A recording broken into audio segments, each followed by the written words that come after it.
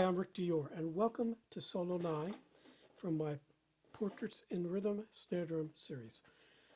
Of all the solos in this book, this is the one I usually start a student with if they're in 9th grade or 10th grade. It's slow, it doesn't have a lot of rolls, not a lot of dynamics, but the counting is difficult. So it's in 7/8, and most of those young students are not familiar with this time signature, so they have to count out loud to play this accurately. It's very confusing. So this is the one I start with because technically it's not that difficult, but mentally it is. So you want to do a lot of one-handed stuff. We've been talking about this a lot. And you want to phrase. So in other words, in this first bar, we have 4 beats and then 3 beats.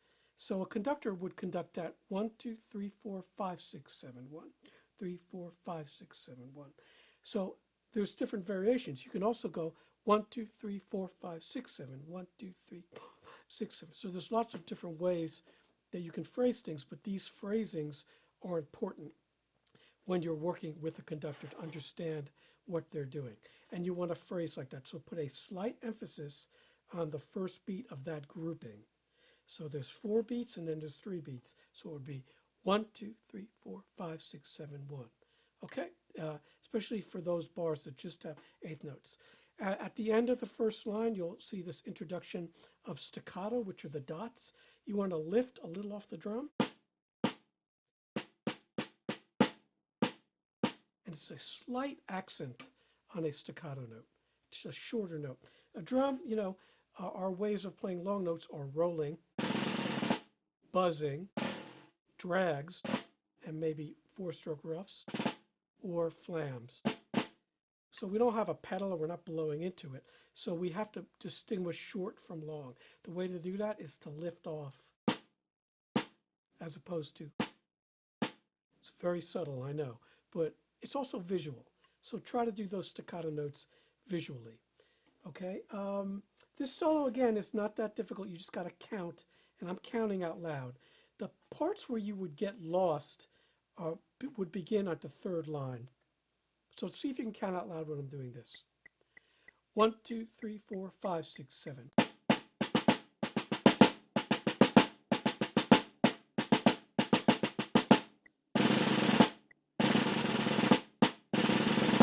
Because there's over the bar line kinds of figures.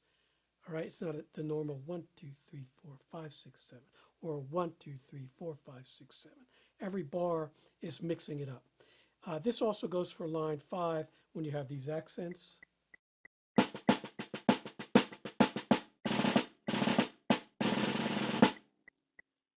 And that brings me to one more thing, these rolls. So this is a kind of nooks and crannies tempo. 192 equals the 8th note. So it's not real fast. So you can do them at this tempo as 16th underlayment or triplets. Counting wise, another tricky spot is line 8, where you have these crescendos, hairpin up, hairpin down, but you've got to count through this because it's over the bar line. So I am counting through that. So I'll play line 8 into line 9.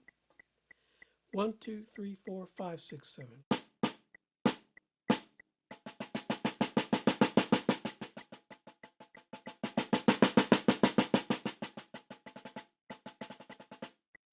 Now, all of these dotted 16ths in line 10s, a few other spots, they should be played very short and tight so they don't sound like triplets. So here's line 10.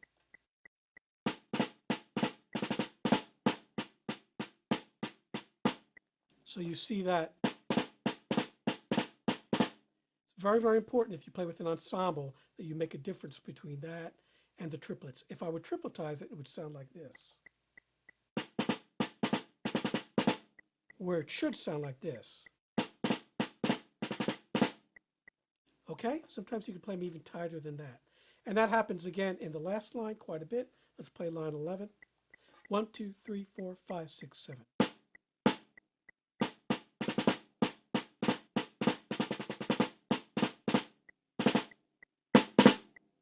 And I like to accent the last beat there, last up. It's not written, but that's just something I do. So again, a great solo for sort of an intermediate advanced player. Certain ones in this book are good for that, and I will point them out when we get there. This is a really good one. I think this should have been the first one in the book, my opinion anyway. So we'll see you next time with solo number 9.